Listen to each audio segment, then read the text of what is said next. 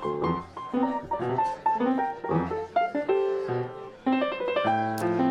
for viewers on Facebook Live and YouTube, look, it's snowing outside Free Thought Hall in Madison, Wisconsin, the home of the Freedom from Religion Foundation. And for those of you here in person, welcome to Free Thought Hall. My name is Sadie Pattinson, and I am the event planner and the outreach manager for FFRF. It is that time of year again, the time when us heathens rage our war on Christmas. I'm not sure about all of you, but I look forward to executing my plan to destroy Christmas each and every year. My plan this year included picking out a tree for my living room, hanging a wreath on my front door, writing Christmas cards to my friends, and sipping hot cocoa by the fireplace. Terrifying, I know. Can I see a show of hands? How many of you all grew up in families that only specifically celebrated Christmas? Oh, quite a few of you. And how many of you, though you may no longer be religious, still find happiness in celebrating the holiday season? Yes, most of you. Me as well. I first became aware of the war on Christmas at quite a young age, maybe 8 or 9 years old. Growing up, I lived across from a very well-to-do couple that had 7 kids, and they were all homeschooled. They were very religious, as you may guess. They had a Stop the War on Christmas sign posted in their yard, the whole 9 yards. But I was ecstatic when they invited me to their Christmas Eve party, all by myself. My parents had taught me that Christmas was simply Santa Claus's birthday, which made total sense to me at the time. I sure had a blast at that party, though. We did crafts, we sang songs, and I felt very, very welcome. I thought that the party could not get any better when the mother placed cupcakes in front of each of us, announcing that one of the cupcakes had something in it, and whoever got that something won a Christmas prize.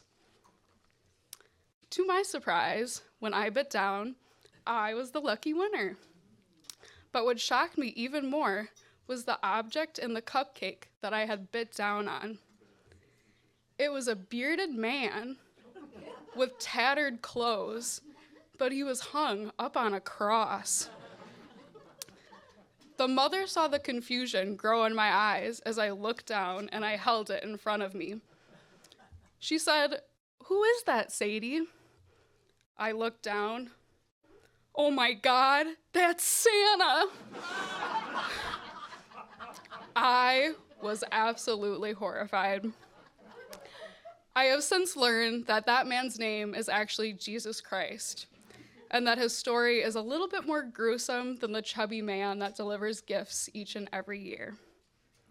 But no matter what you choose to celebrate, we are here to celebrate that you do have that choice. Though she does not need an introduction, please welcome FFRF co-founder and co-president, Laurie Gaylor.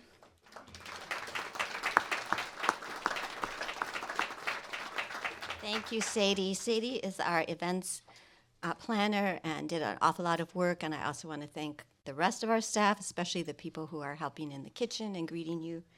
Roger DeLyden, who's our graphic artist, is also an expert bartender because he moonlights at Monona Terrace. So if you haven't had your mimosa yet, please do. I also want to thank Matt Kenyon for shoveling. And I want to thank all of you for making it because it's kind of slippery out. And you're going to hear that, you heard that Dan almost didn't make it here because he had a car accident because it was so slippery. And he's fine and all is well, but it's been suspenseful, especially since we had kind of a comedy of errors sending you all an invitation in writing that said you had to RSVP on the day you got that invitation, if not later, and we're glad that you didn't pay attention to that or you saw our email saying, just come, you don't have to RSVP.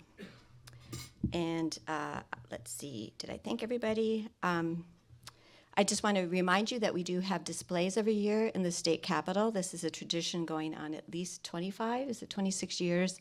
For the first display, that was coined by Anne Nicole Gaylor, my mother, as a protest of having religious forums in governmental buildings. And we actually thought the wording on this would close the forum at the Capitol. And if you've seen the sign, it's actually become a tourist attraction.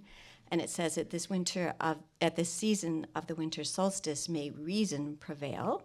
There are no gods, no devils, no angels, no heaven or hell. There is only our natural world. Religion is but myth and superstition that hardens hearts and enslaves minds. So that's been up to counter religion. And then when they put a nativity scene in the Capitol, we put up our Bill of Rights nativity, which I think you're familiar with. The Founding Fathers and the Statue of Liberty are looking at a manger adoringly, and in the manger is the Bill of Rights, which was adopted at this season, December 15th, 1791. So we have these displays going up in capitals around the country and other places to counter religious displays on government property at this time of year. And let's see, we have a very special guest and vocalist who has flown all the way from California via Australia to be here today, and Dan will be introducing her, but we have a real treat in store. And I just want to do the traditional reading for those of you who've been here before. This is a short statement by Anne about the real reason for this season. Away with the manger, in with the solstice. For a fact, the Christians stole Christmas. We don't mind sharing the season with them, but we don't like this pretense that it is the birthday of Jesus. It is the birthday of the unconquered sun, Dies Natalis Invicti Solis. Christmas is a relic of sun worship. For all of our major festivals, there are corresponding pagan festivals tied to natural events. We've been celebrating the winter solstice, this natural holiday, long before Christians crashed the party. For millennia, our ancestors in the Northern Hemisphere have greeted this seasonal event with festivals of light, music, gift exchanges, and seasonal gatherings. The winter solstice is the reason for the season. The winter solstice, occurring on December 21st this year, heralds the symbolic rebirth of the sun, S-U-N, the lengthening of days and the natural new year. We non-believers are quite willing to celebrate the fun parts of anybody's holidays. We just want to be spared the smolts, the superstition, and the state church entanglements. The customs of this time of year endure because they are pleasant. It's fun to hear from distant family and friends, to gather, to feast, to sing. Gifts, as freethinker Robert Ingersoll once remarked, are evidences of friendship, of remembrance, of love. The evergreens displayed now, as in centuries past, flourish when all else seems dead, and are symbols, as is the returning sun, of enduring life. In celebrating the winter solstice, we celebrate reality. And finally, I just want to, a round of applause for that, for those memorable words. And I just want to say it is wonderful to have a chance to see all of you, and that we are all having a chance to relax and recharge our batteries and fill up those wells. At this time, there's been so much stress after the election, and we need this time to gather our energy. And we want you to know that the Freedom from Religion Foundation, our legal staff, our legislative staff are here for you, and we have game plans, and we will be ready on January 1st. So thank you again for coming and for being members.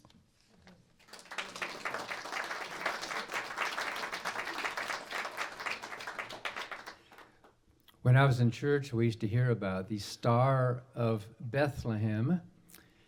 And as Annie and Laurie pointed out, this season really is due to a star, a real star. O shining star of solstice time, your radiant hours are few. You turn and strike the New Year's chime. We owe our lives to you. These darkest days of winter, we miss your warming rays. But every year this hemisphere returns to brighter days.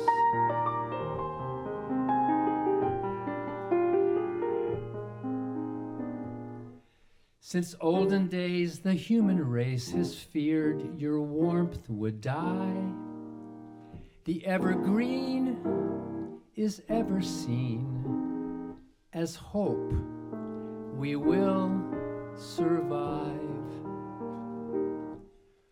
Oh, ancient drums, stop beating and superstitions fall.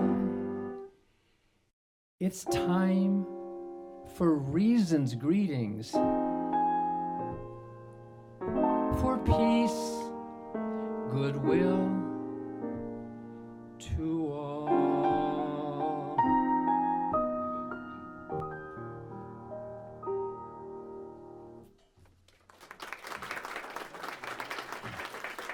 We have, I guess, kind of a new tradition here at FFRF.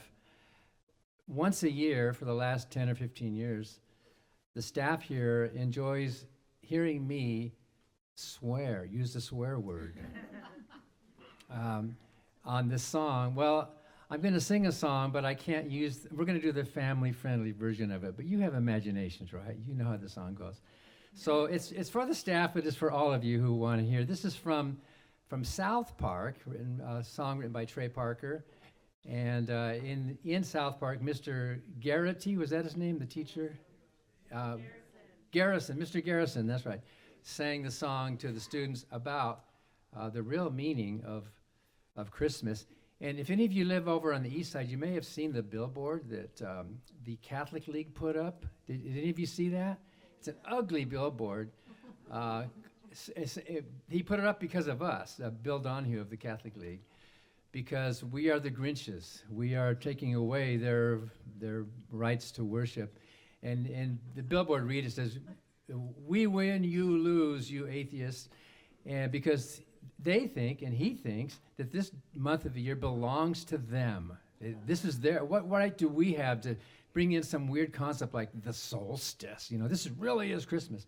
So I don't encourage you to go see that, but we'll probably put a picture up. But anyway, Mr. Garrison had the same idea.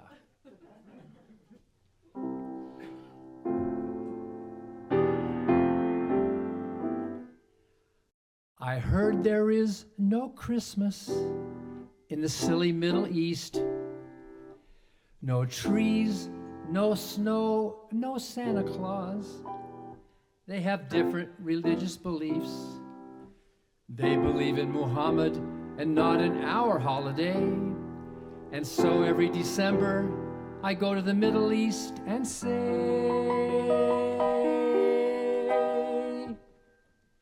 "Hey there, Mr. Muslim, Merry frickin' Christmas. Put down that book, the Quran, and here's some holiday wishes. In case you haven't noticed, it's Jesus' birthday, so get off your heathen Muslim ass and frickin' celebrate." There is no holiday season in India, I've heard. They don't hang up their stockings, and that is just absurd. They've never read a Christmas story. They don't know what Rudolph is all about. And that's why every December I go to India and shout, "Hey there, Mr. Hinduist, Merry frickin' Christmas. Drink eggnog and eat some beef and pass it to the missus. In case you haven't noticed, it's Jesus' birthday, so get off your heathen Hindu ass and frickin' celebrate."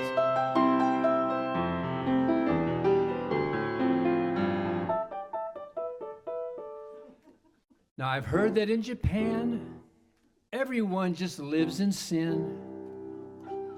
They pray to several gods and put needles in their skin. On December the 25th, all they do is eat a cake.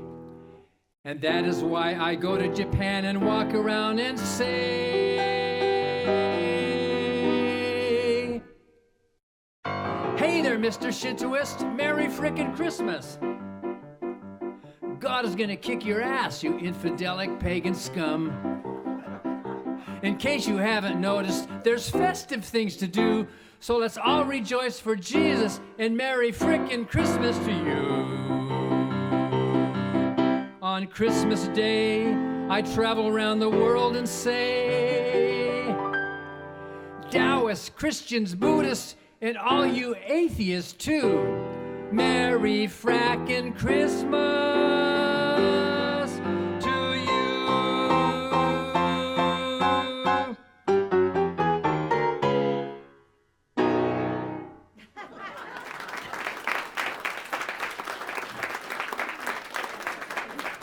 So now we have a real treat. I was the warm-up act for the real act. And you'll probably hear that I was involved in an auto accident just a few minutes ago, and so I've left my notes out in the car. But I know enough about Shelley Segal to introduce her. She first came to our attention back, I think in 2011. She's born and raised in Australia. Oh, there's Shelley, hi. I survived. She had an album already, but she came out with a very controversial album called The Atheist Album. And we loved it so much, so many beautiful songs in the Atheist album. She's since come out with more albums since then, even one about Christmas, I think. Yeah, maybe she'll tell us about that. But let's welcome, from Australia, but now living in Los Angeles, California, our dear friend, Shelley Segal.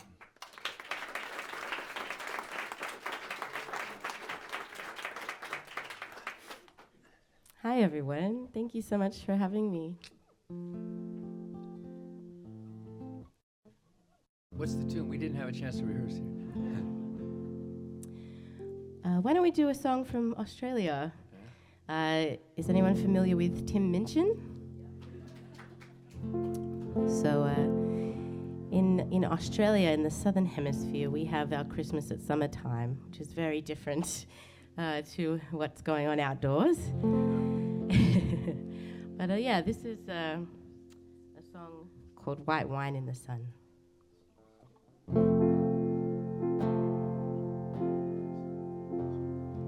I really like Christmas. It's sentimental, I know, but I just really like it.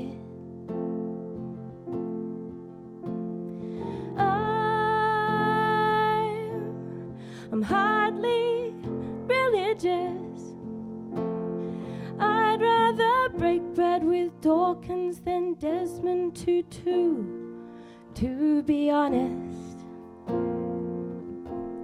And yes, I have all of the usual objections to consumerism, to the commercialization of an ancient religion, to the westernization of a dead Palestinian press ganged into selling PlayStations and beer. But I still really like it. I'm looking forward to Christmas, but I'm not expecting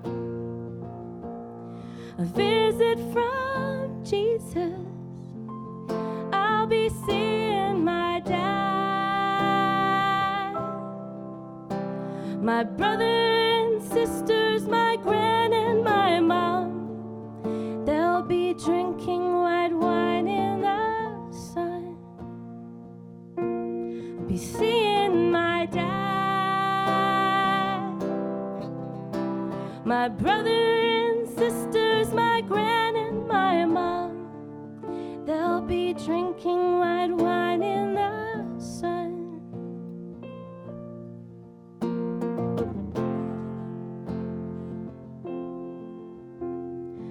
I don't go in for ancient wisdom. I don't believe just 'cause ideas are tenacious, it means that they are worthy.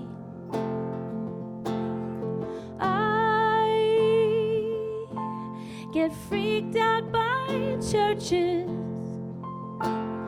Some of the hymns that they sing have nice chords, but the lyrics are dodgy. Yes, I have all of the usual objections to the miseducation of children who in tax-exempt institutions are taught to externalize blame and to feel ashamed and to judge things as plain right or wrong. But I quite like the songs. I'm not expecting big presents. The old combination of socks, jocks, and chocolates is just fine by me. 'Cause I'll be seeing my dad, my brothers and sisters, my gran and my mom. They'll be drinking white wine in the sun. I'll be seeing my dad, my brothers and sisters, my gran and my mom. They'll be drinking white wine in the sun. And you, my baby girl, my jet-lagged infant daughter, you'll be handed round the room like a puppy at a primary school. And you won't understand, but you will learn someday that wherever you are and whatever you face, these are the people who make you feel safe in this world. My sweet blue-eyed girl. And if my baby girl, when you're 21 or 31 and Christmas comes around and you find yourself 9,000 miles from home, you'll know whatever comes. Your brothers and sisters, your aunts and your uncles, grandparents, cousins, me and your mom will be waiting for you in the sun, drinking white wine in the sun, waiting for you in the sun.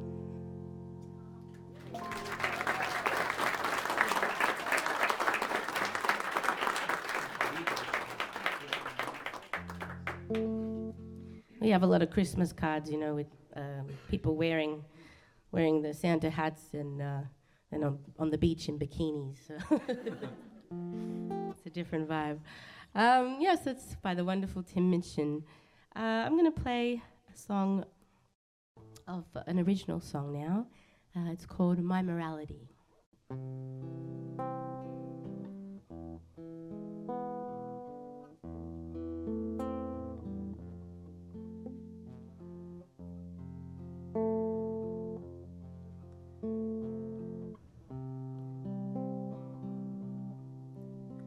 My morality has nothing to do with the Bible or the verses of the Quran.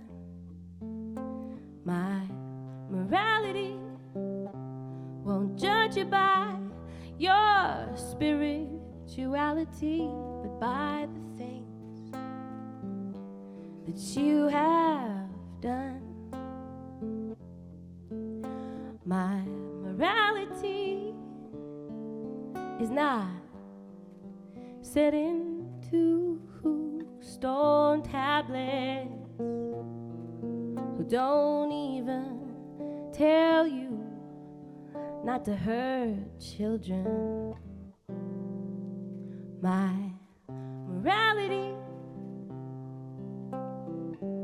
is not dictated from reality.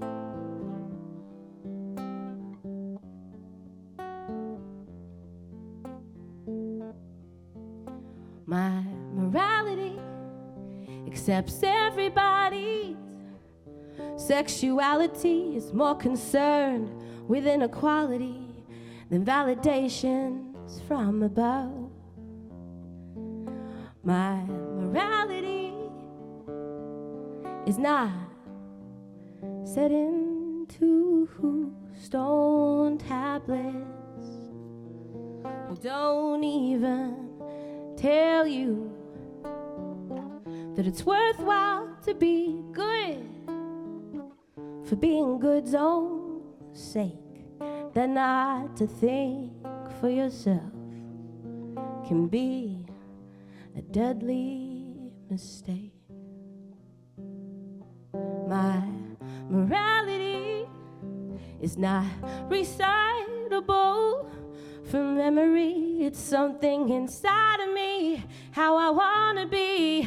Treat others how I want them to treat me. Basically, not to hurt anybody.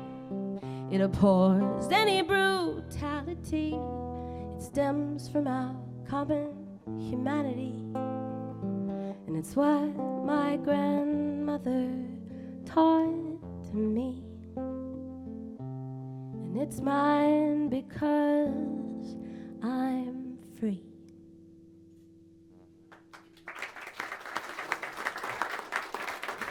Thank you. Thank you so much.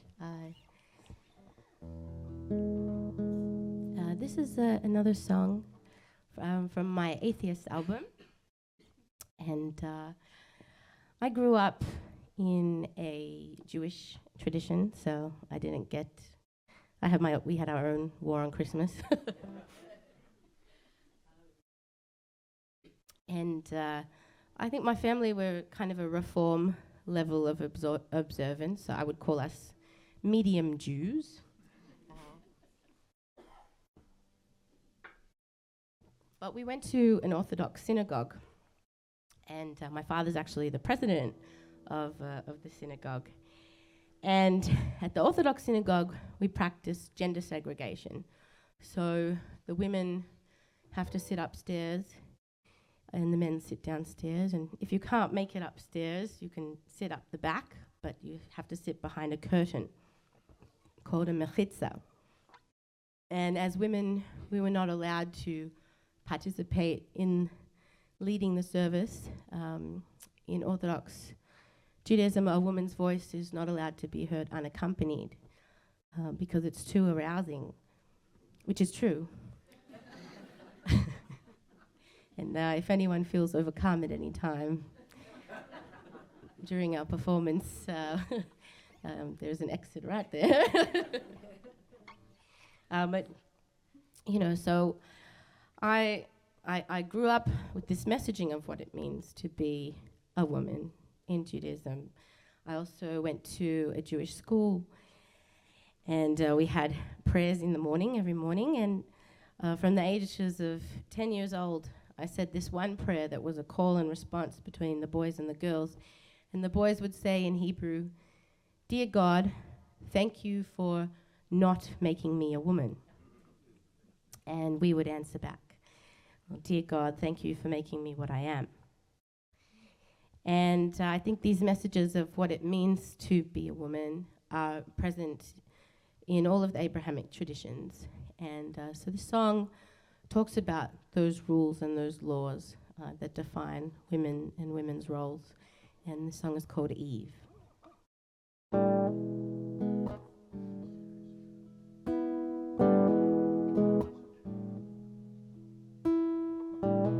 The Bible tells me I was made for and from man, and I must do for him everything that I can. I must surrender to his will. I must submit. I can't make the household decisions, 'cause I am unfit. It tells me my place with everlasting grace.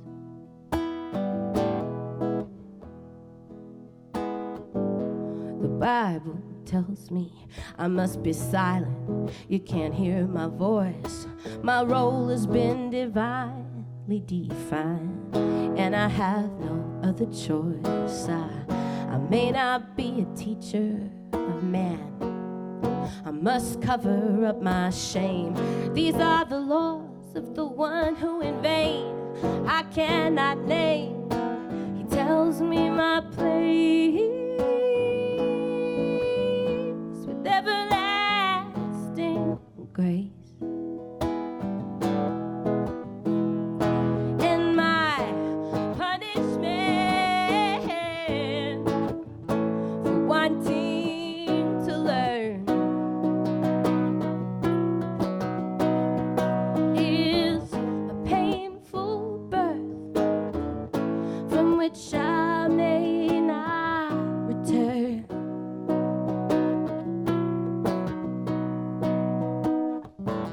The Bible tells me that I am unclean. I am impure, you cannot touch me. It has nothing to do with where I've been. It is part of who I am. It is because I corrupt man. I was asking for it just by being a woman. He tells me my place with everlasting grace. And my punishment for wanting to learn is a painful birth from which I may not return.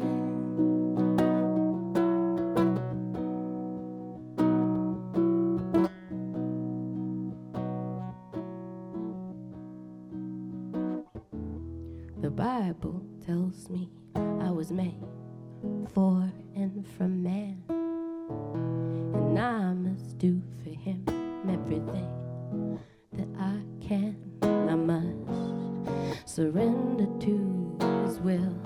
I must submit. I can't make the household decisions, 'cause I am unfit.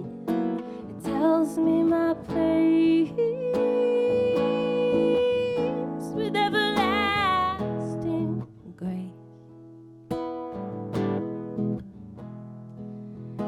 It tells me my place with everlasting grace.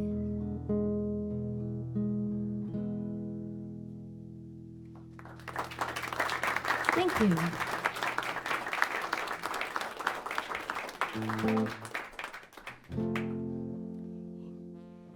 What is it? Can you do saved? Okay. So this was my big single from an atheist album, and I wrote it after. I was walking in my neighborhood, my very Jewish neighborhood, and there was a preacher in the street. I can't imagine he'd been having much luck in my neighborhood, but he approached me and gave me some pamphlets and told me very nicely and politely that I was going to burn in hell forever. And I was very frustrated, and I thought, who is this person to come into my neighborhood and my life and tell me how to live when they don't have any, I believe, acceptable answers for what they believe. And so I wrote this song, and it's just expressing that anger and saying, I won't be told how to live my life. And this song is called Saved.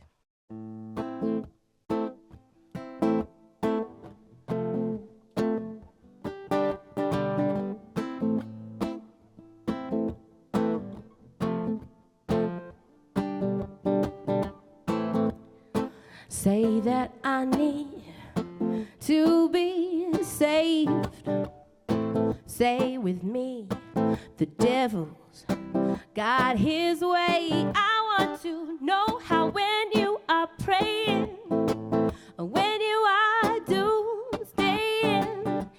you think you know that someone is listening to what you are saying. And so you think that you can tell us how to live our lives, never questioning the source from which your moral core derives. You think that suffering is part of some great plan that's been devised. I wonder when we'll be rid of your lies.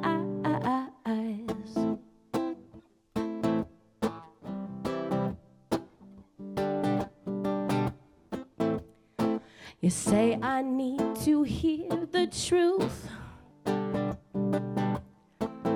a sales pitch of eternal life and eternal youth.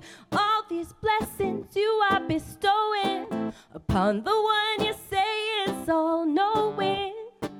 Well, are they really deserved if he is sending me where you say I am going? And so you think that you can tell us how to live our lives, never questioning the source from which your moral core derives. You think that suffering is part of some great plan that's been devised. I wonder when we'll be rid of your lies.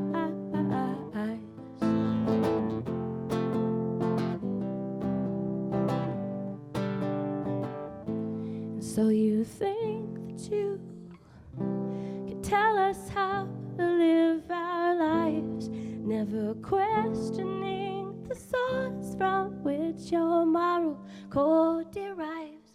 You think that suffering is part of some great plan that's been devised. I wonder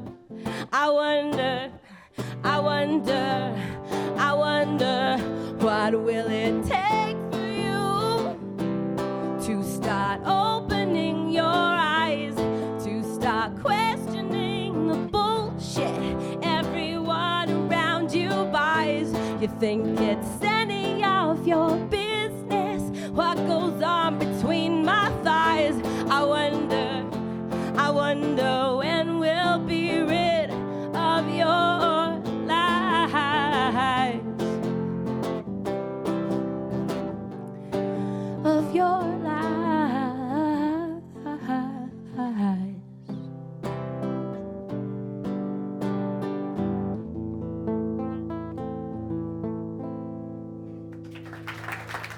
Thank you.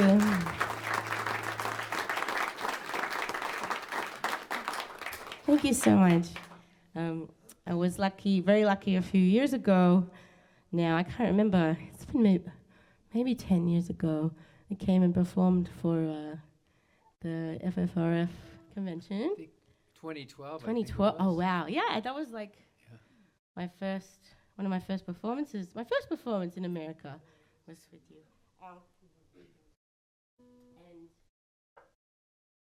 And then, was that the same year that we did the album together? That was a few years. No, a couple years later. Yeah, so a couple years later, they had me back, and after the conference, we went with Buzz to the studio, and Dan and I recorded an album of some of our favorite jazz standards. So I thought we might perform a few of those for you today.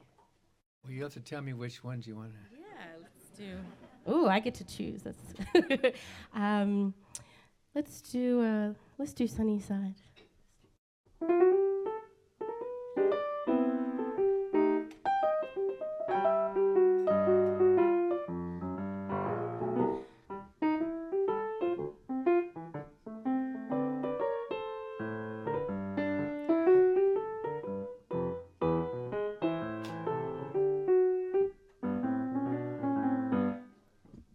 Grab a coat, get your hat, leave your worries on the doorstep. Just direct your feet to the sunny side of the street. Can you hear that pitter pat tune is your step. Just direct your feet to the sunny side of the street.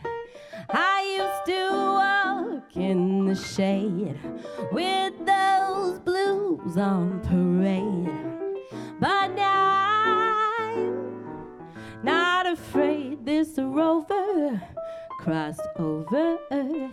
If I never had a cent, I would be rich as Rockefeller. Gold dust at my feet on the sunny side of the street. I used to walk in the shade with those blues on parade, but now I'm not afraid this rover cross over.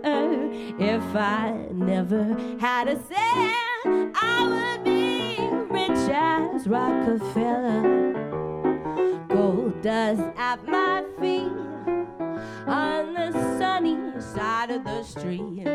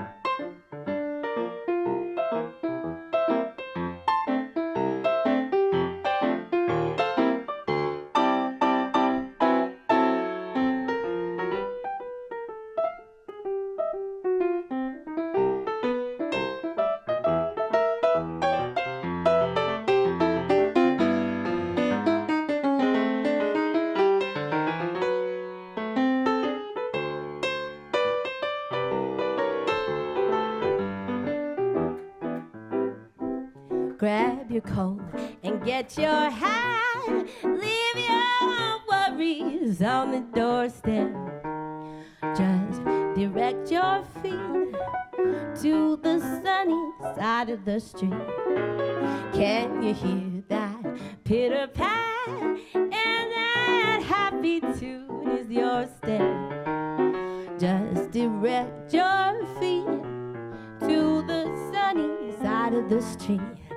I used to walk in the shade with those blues on parade, but now I'm not afraid this rover crossed over. If I never had a cent, I would be rich as Rockefeller.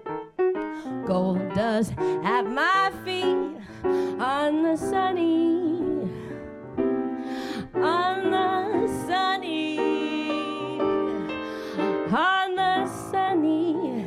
side of the street.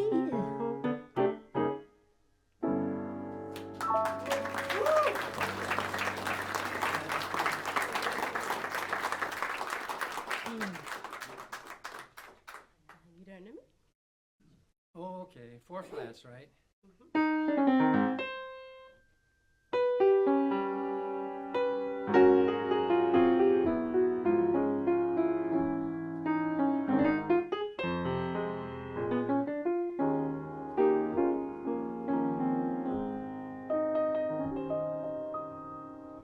You give your hand to me, and then you say hello,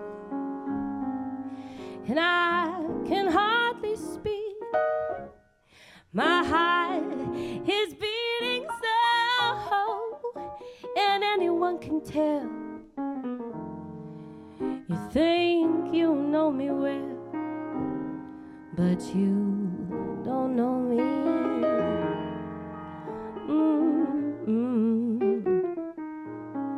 No, you don't know the way. Who dreams of you at night? Who loves to kiss your lips? Who loves to hold just a friend, and that's all I've ever been, 'cause you don't know me.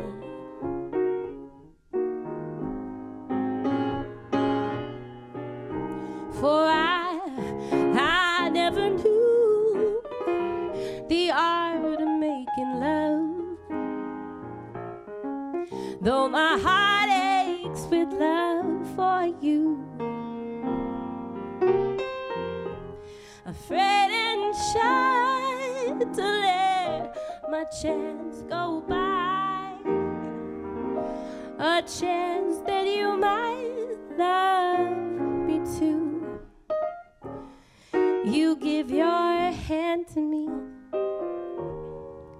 and then you say goodbye.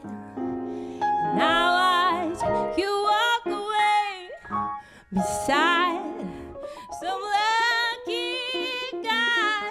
No, you will never know the one who loves you so, 'cause you don't know me.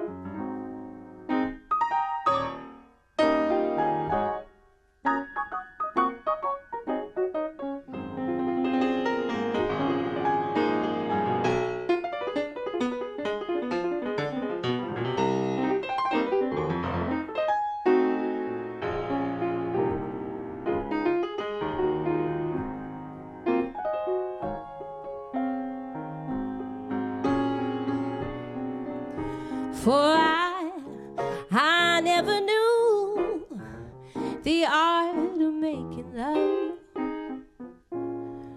though my heart aches with love for you. Afraid and shy to let my chance go by, a chance that you might love me too. Will you give your hand to me,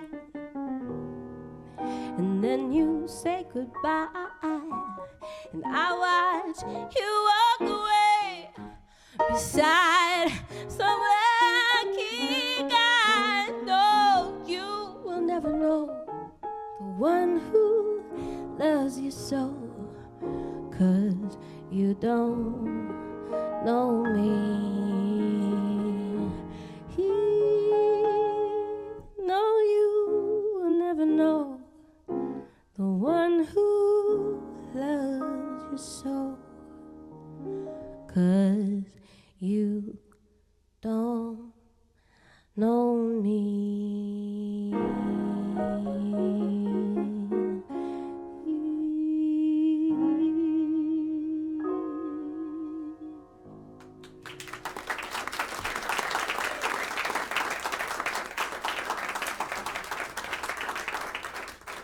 Such a treat to play with Dan, oh my gosh. At this season of gift giving, sometimes the best gift you can give is just yourself.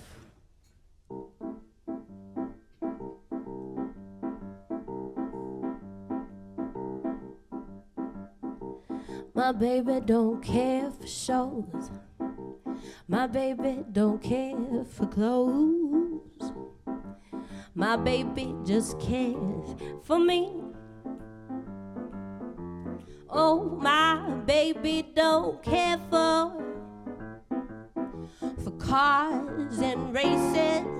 My baby don't care for high tone places. Liz Taylor is not his style, and even Lana Turner's smile is something he can't see. I wonder what's wrong with my baby. My baby just cares for me. Take it away then.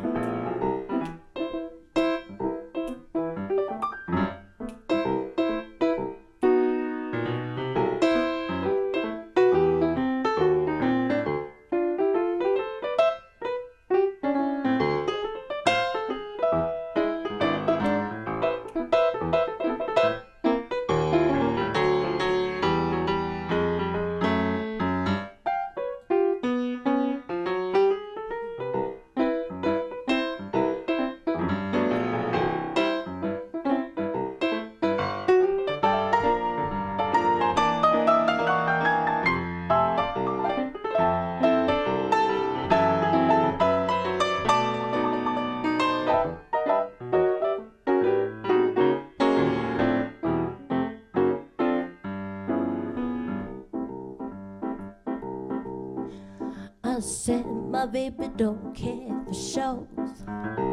My baby don't care for clothes. My baby just cares for me. Oh, my baby don't care for the cars and races. Baby don't care for, he don't care for high-tone places. Liz Taylor is not his style, and even Lana Turner's smile, oh, it's something he can't see. It's something he can't see. I wonder what's wrong with my baby. My baby just cares for, oh, my baby just cares for, my baby just cares for me.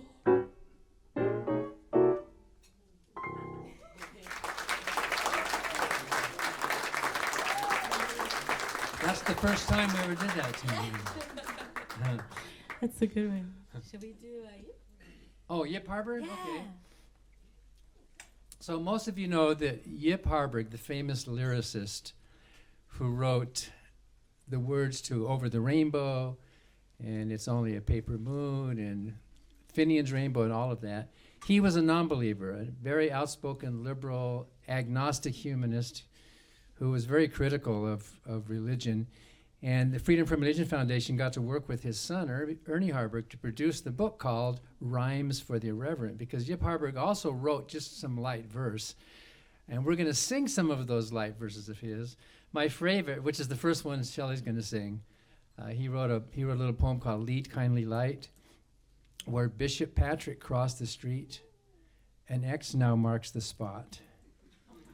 The light of God was with him, but the traffic light was not.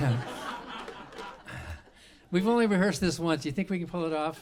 I think we could do it. Maybe the light of God is with us.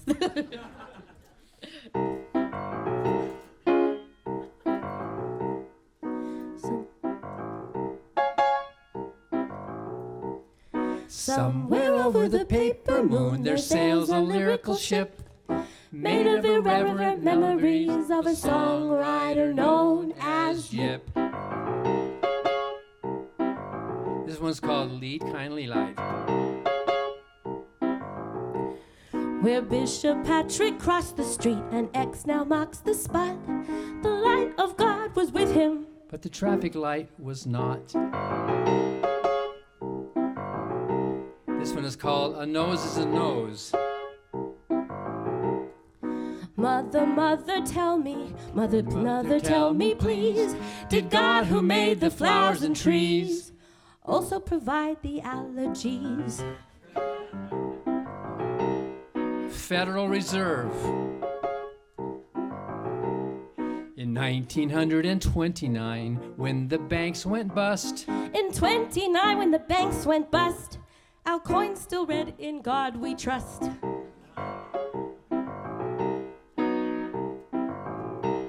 Three bolts, no strikes. When lightning struck the steeple of the Church of San Jose, it barely missed the brothel that was just across the way. Realist. For what we are about to receive, O Lord, 'tis thee we thank. Said the cannibal as he cut a slice of the missionary's shank. This is called Les Majest. It doesn't even matter how high or great the throne. No matter how high or great the throne, what sits on it is the same as your own. Small comforts. Before I was born, I seemed to be contented with being unbeatable. So after I'm gone, it seems to me my lot should be not less agreeable. The man who has everything. For a halo up in heaven, I have never been too keen. Who needs another gadget that a fellow has to clean. Strike three. A broken clock can tell the time correctly twice a day. Astrologers, like broken clocks, are clairvoyant that way. Agnostic. No matter how much I probe and prod, I cannot quite believe in God. Oh, I hope to God that he unswervingly believes in me. And the last one is called Atheist. Poems are made by fools like me, but only God can make a tree, and only God who makes a tree also makes the fools like me. But only fools like me, you see, can make a God that makes a tree.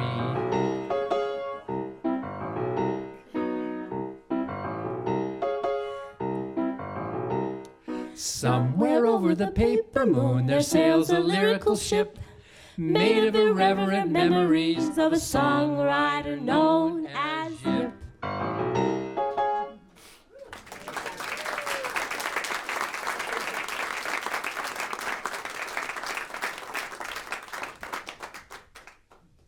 We're going to end with Auld Lang Syne.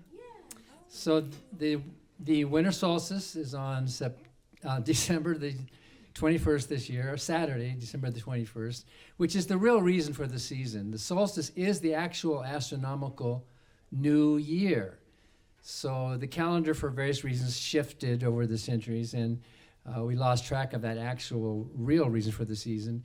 So basically, this is not just a holiday party, this is also a New Year's party we're having today, because we're going to be entering the actual new year on Saturday. So let's sing the famous New Year's song, I think. Yes, and please join in if you know the words. And Robert Burns, Annie Laurie knows that Robert Burns was a free thinker of some stripe, I guess. And so you probably all know the first verse. Nobody else knows the second and the third. So we'll sing it, and then we'll sing the second and third, and you can join in on the chorus with us. Is that okay? If you wish, you don't have to sing along. What's a good key for this? This is a good key. Should old acquaintance be forgot and never brought to mind? Should old acquaintance be forgot in the days of Auld Lang Syne? For Auld Lang Syne, my dear, for Auld Lang Syne, we'll drink a cup of kindness yet for Auld Lang Syne. And surely you will buy your cup, and surely I'll buy mine. We'll take a cup of kindness yet for Auld Lang Syne. For Auld Lang Syne, my dear, for Auld Lang Syne, we'll take a cup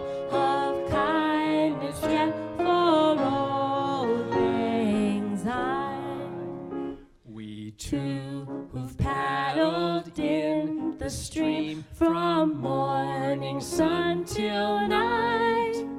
The seas between us roared and swelled since the days of old lang syne. For old lang syne, my dear, for old lang syne, we'll take a cup of kindness yet for old lang syne.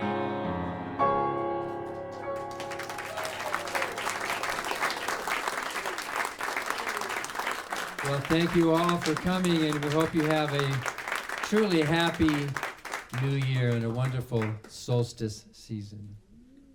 Yeah, thank you so much. Another round for Shelley. Thank you so much. And her accompanist, Dan. We're so glad he made it. And I also always, you start thanking people and you always forget. You can't see our video director because he's in the studio, Bruce Johnson, who did all of this labor of love to decorate and also took on the live streaming very quickly. So thank you, Bruce. And the audio for the arts crew, Noah, and the rest of them you see behind the camera. And Noah also. Buzz is there, I think. And Buzz, I can't see anybody, Buzz, who owns audio for the arts. And Noah also did some of that early singing, playing. And we have plenty of food left, so please stay, mingle, socialize. And then I'm told, however, the roads are very slippery, and undoubtedly the sidewalks, so Let please me tell you about it. please be very careful and have a very bright new year.